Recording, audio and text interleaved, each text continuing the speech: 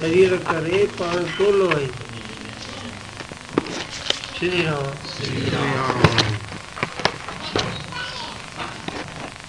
पर तोलो जेकी असी आहियूं वो तोलो की नहीं, वो महान है।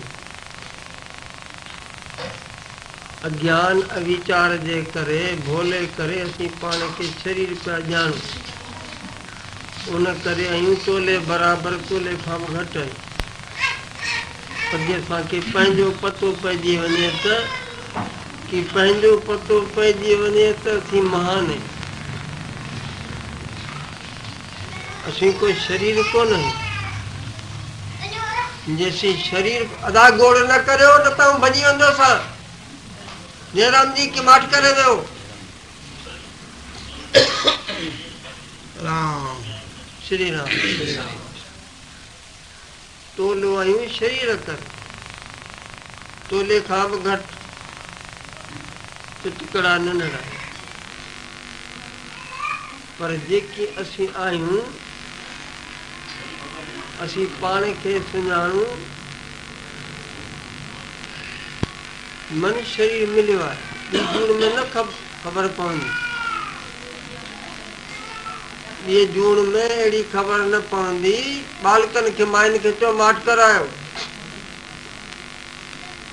बालक रुअनि था, बालकनि जो ॾोह न, पर माताउनि जो ॾोह आहे, जंहिंमें लियाकत बालक खे माठ कराइण जी न आहे। इहा माई हा कमज़ोर। श्री राम। गांधी चवंदो, गांधी माता मूं छा थो चए, कंहिंखे यादि आहे? शरीर करे तोलो आहियूं, आत्मा करे कि महान है।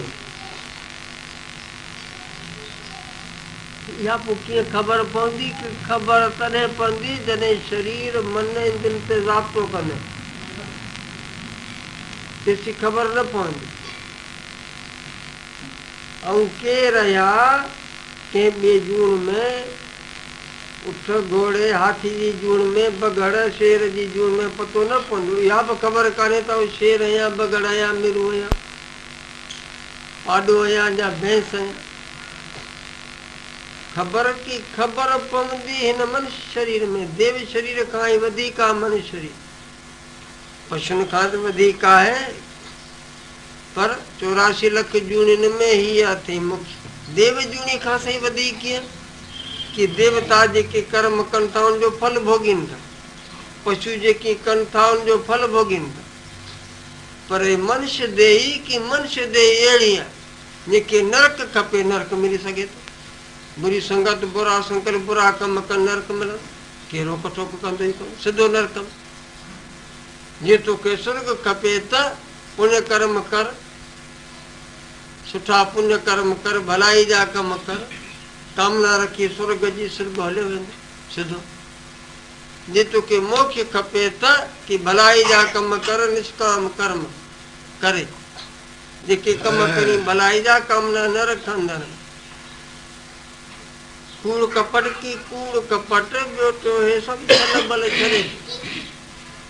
हिते खणी कंहिंसां असां जॾहिं कंदे त सभु ॼाणी नथा ॼाणी सघूं। बाड़ूअ जे मन जी काठ जे पुर जी भॻवान खे ख़बर, भॻवान त ॼाणे थो न सभु। खुद कपट बपट न हली सघंदो भॻवान वटि।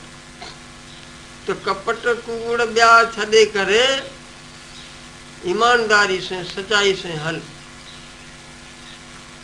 मन में कि अंदर में बुद्धीअ में सते गुण जी राजाई रख, रजे तमे गुण खे दबाए। पोइ की पोइ सते गुण खे वधाईंदे त